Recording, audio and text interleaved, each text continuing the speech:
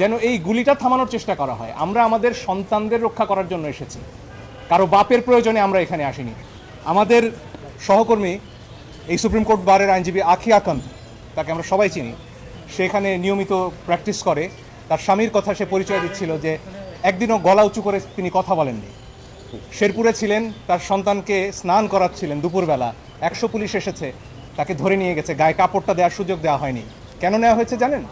কারণ সেই আখির স্বামীর ভাই নাকি বিএনপি করেন, এবং আজকে একই কার্ড খেলা হচ্ছে যে আমার বাবা কি করলেন সেজন্য আমি দায়ী। সারা আপা, তার বাবা ডক্টর কামাল হোসেন, হ্যাঁ, তাকে নিয়েও আজকে প্রশ্ন উঠছে, এবং আমরা নাকি বিশেষ উদ্দেশ্য চরিতার্থ করতে এখানে এসেছি। লিপি আপা আরও ভালো বলবেন।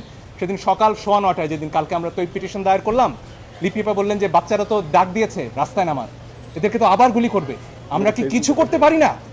এই একটা প্রশ্ন থেকে একজন আইনজীবী হিসেবে দায়বদ্ধতা থেকে আমরা এসেছি। আধা ঘন্টার মধ্যে পিটিশন ড্রাফট করে আমরা বলেছি যেভাবে পারে যে পারে যেন এই গুলিটা থামানোর চেষ্টা করা হয়। আমরা আমাদের সন্তানদের রক্ষা করার জন্য এসেছি, কারো বাপের প্রয়োজনে আমরা এখানে আসিনি। যেটা হয়েছে যে আমরা এখানে এসেছিল সম্পূর্ণ একটা অরাজনৈতিক, আমাদের শিশু মানে যারা আছেন আন্দোলনকারীরা বা বাচ্চারা যারা মাঠে নামছে তাদের জীবনটা রক্ষা করার জন্য, এবং যারা মারা গিয়েছেন তাদের কি বলবো যে তাদের মৃত্যুটা যে স্বাভাবিক মৃত্যু ছিল না সেগুলোর জন্য। তো এটিকে সামহাও আজকে আমরা যেটা দেখেছি যে অনেক আইনজীবীরা পিছন থেকে একটা রাজনৈতিক রূপ দেওয়ার চেষ্টা করেছেন। একদম পরিষ্কারভাবে বলি, এখানে আমরা কেউই কোনো রাজনীতি করার জন্য আসিনি। লাশের উপরে রাজনীতিবিদরা করেন, আইনজীবীরা করেন, এটা আমি সম্পূর্ণভাবে বিশ্বাস করি। একটা জিনিস যেটা হচ্ছে গণতন্ত্র কমিশনের যে এটা রয়েছে সেটি হচ্ছে যে আপনারা সবাই দেখেছেন যে আবু সাইদ কিভাবে মারা গিয়েছিল।